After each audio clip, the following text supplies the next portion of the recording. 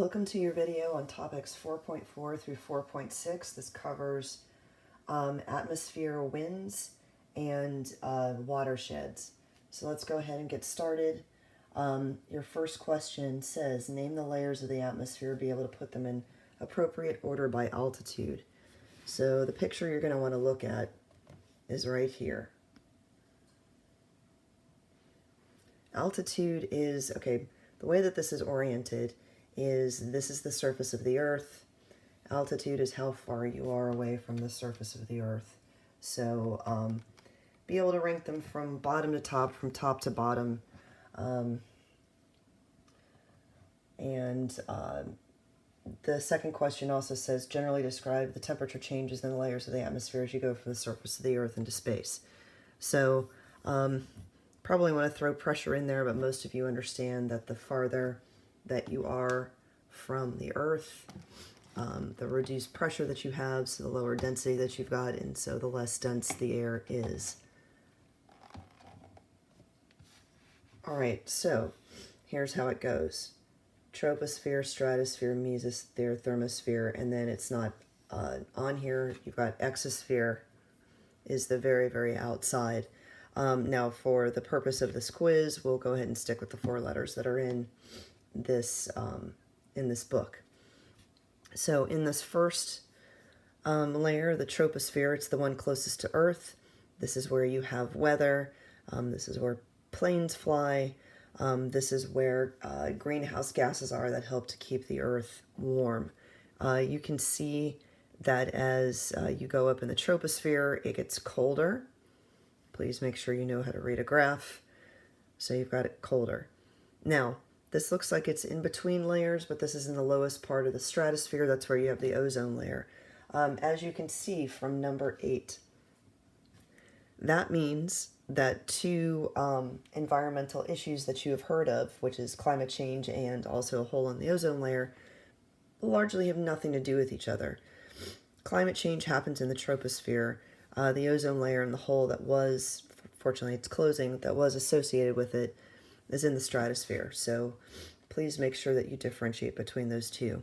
Now you can see in the stratosphere, as you go up in altitude, the temperature starts to slightly increase. Now it's not livable up there, but slightly increase. Mesosphere, again, you get a little bit colder. Thermosphere, you get warmer. So you've got definitely colder, warmer, colder, warmer. Most of what we're interested in as humans happens in the troposphere. The stratosphere has that, what's called a good ozone layer. We're going to be talking about something called bad ozone a little bit later in this class. If the Earth, as this text says in here, please understand how thin this is.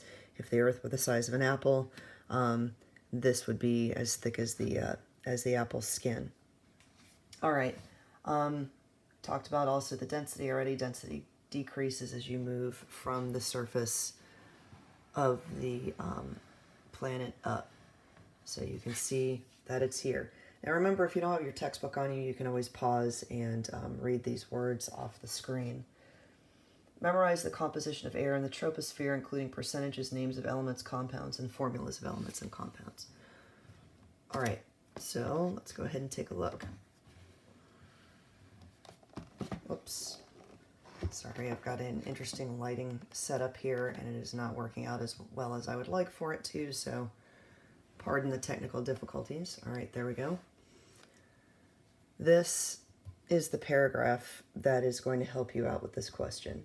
So about 99% of the volume of air you inhaled, or that you're breathing in right now, consists of 2 gases, nitrogen and oxygen.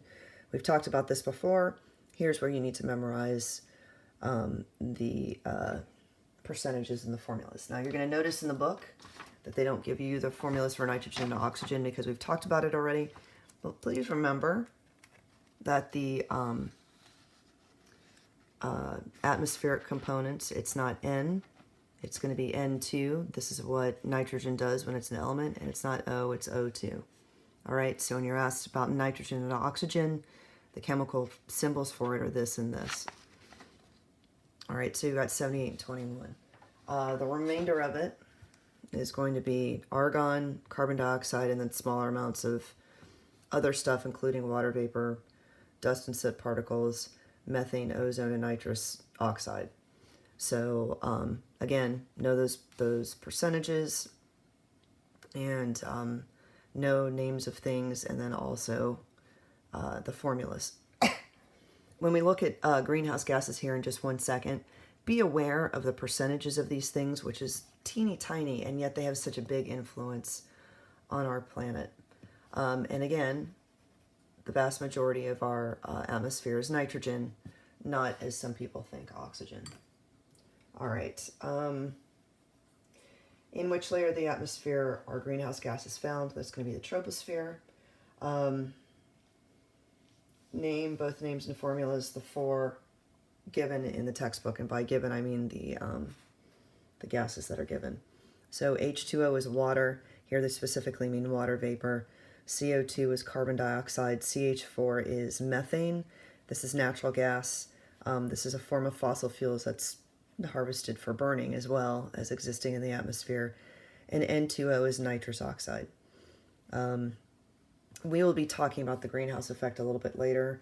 Just be aware of what's going on here. I don't have this as a question, but you do need to be aware of the difference between weather and climate. Weather is what's happening right now, short-term. Climate is the general patterns that occur year after year. Let's see what else. What wavelength of light does ozone protect us from? This is where now we are in stratosphere. And turn the page. Again, there goes the light. Sorry about that. Let's try this again.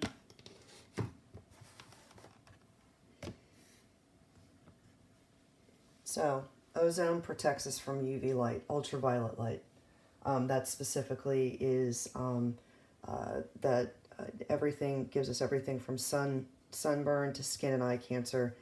Cataracts damages our immune system. UV light and heat aren't necessarily associated. You can still get a sunburn and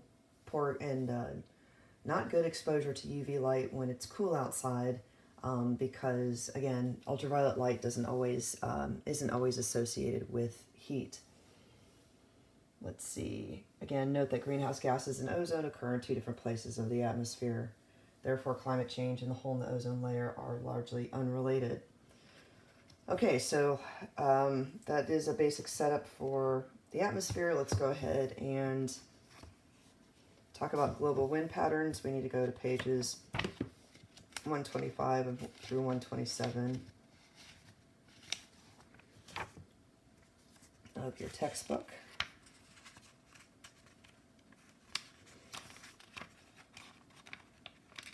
Come on. All right, here we go.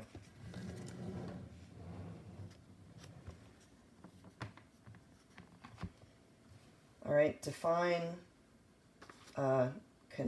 convection and convection cells. You should be familiar with convection already, because convection is what drives the asthenosphere during plate tectonics. So you have the movement of matter caused when warmer and less dense parts of the matter rises, and then the cooler dense parts sink due to gravity. Remember again, when something warms up, particles are forced away from each other, therefore it becomes less dense, and then then it will rise above the more dense things. Usually when it rises, it moves away from whatever's making it hot. Making it hot means that the particles move closer together as it cools down, becoming more dense, and it sinks. So you have these circular convection cells that exist in regular and predictable places around the globe. How does convection drive precipitation?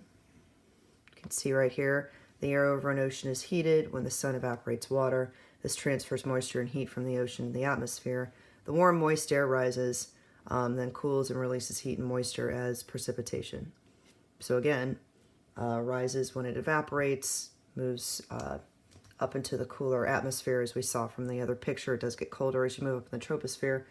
condensation, precipitation. Let's see. Define the Coriolis effect. Please be aware that of uneven heating of the Earth's surface by the sun. We're going to get back to these pages in a later topic, which is why I'm skipping around. All right, Coriolis effect. Sorry.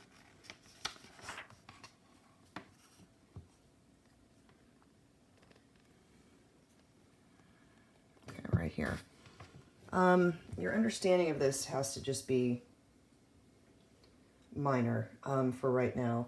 So, as the Earth rotates to the east, if you look at this figure 5.9 right here, the equator spins faster than the regions to its north and south. Why? Because the whole planet is turning at the same time, so there's a greater circumference at the Earth's equator. It has to turn faster to keep up with everything else. I don't know if anybody's ever been on a merry-go-round, but faster speeds, you experience those on the outer edges of the merry-go-round, and as you move towards the center of the merry-go-round, you feel like you're slowing down because the entire thing is rotating at the same time. Parts of it have to go faster than the other. All right, so anyway, back to the Coriolis effect. That means that air masses moving to the north or south from the equator are deflected to the east because they're also moving east faster than the land below them. Remember, the atmosphere is not attached to the globe, so they spin at two slightly different speeds. The deflection of an object's path due to the rotation of the Earth is known as the Coriolis effect. Everything from missile launches to, gosh, even birds that are migrating have to take that deflection into account. That is something that we will discuss more thoroughly in class. Just understand that definition. You have the planet turning east. Different parts of the planet travel at different speeds. Atmosphere is not attached to the Earth. So that differentiation and all of these things, differentiation in speed and differentiation in the two different objects, all lead to the Coriolis effect. Identify where Hadley cells are located. In lectures, we're going to also talk about what the names of the other cells are. So here, when you look at these, it looks like they're just circles. These are actually, I want you to imagine that this is a tube that runs all the way around the globe. So there are 6 tubes here. The 2 that you need to know for this quiz are the ones that are labeled in your book. They're called Hadley cells. These 2 are called feral, and shocking no one, those are called polar, but I'm not going to hold you responsible for those until we talk about them in class. One of the other things we will also discuss a little bit later is note which way they're turning, and then look at the biomes that are associated with it. You're going to notice that hot deserts appear at 30 degrees north and south of the equator because those 2 cells meet up. If those cells were bigger or smaller, deserts would be in different places.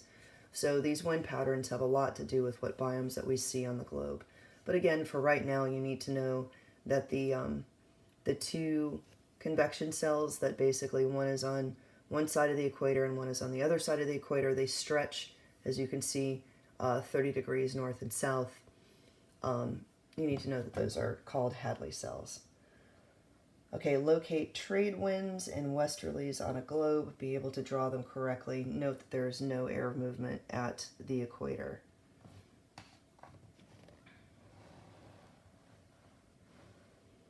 So you've got these guys right here. I wonder if there's another picture that shows them. All right, if you want to read about where these things are, right here, please, and you can pause this, I'm not going to read this to you. This is talking about trade winds. Does this mention westerlies?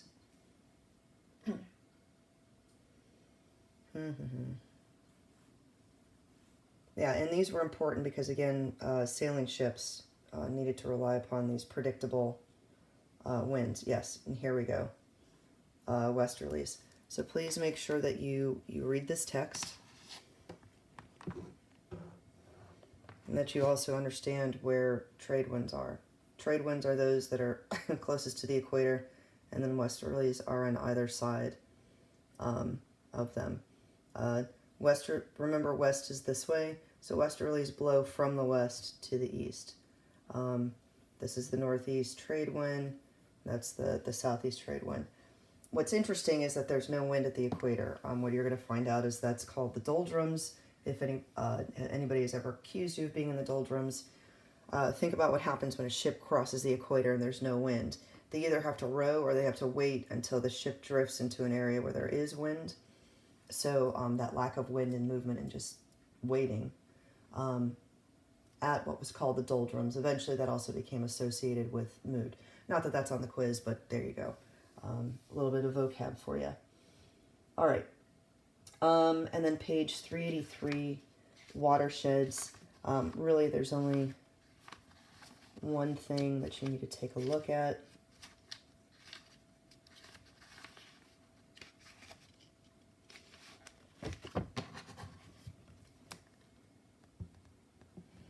And it's this picture right here. Understand that a watershed is any area from the highest points to whatever river runs at its lowest points through which water runs. So in other words, you would take a look at an area and you'd find out where all the high points were and draw to figure out the watershed. Some watersheds are huge. Some in places that are mountains are much smaller. Why do we care about watersheds? When we start talking about pollution that ends up in streams, odds are it's not being dumped directly in the stream. It's coming from somewhere else. So it's important for us to understand how runoff gets into the river. So you can see right here, the land from which surface runoff drains into a particular stream, lake, wetland, or other body of water is called its watershed or drainage basin. The drainage basin for the Colorado River is shown in yellow and green on the map in 13.1. Obviously, I'm not testing you on this, but you can kind of get an idea sometimes of how massive these basins are. And again, when we start charting pollution, you're going to see that, excuse me, that trying to figure out where pollution comes from is sometimes more difficult than it looks like, because say you've got pollution happening on either side of this river, you know, which is the one that's causing the tipping point for this river to be having problems. All right, so anyway, that is your video on topics 4.4 through 4.6.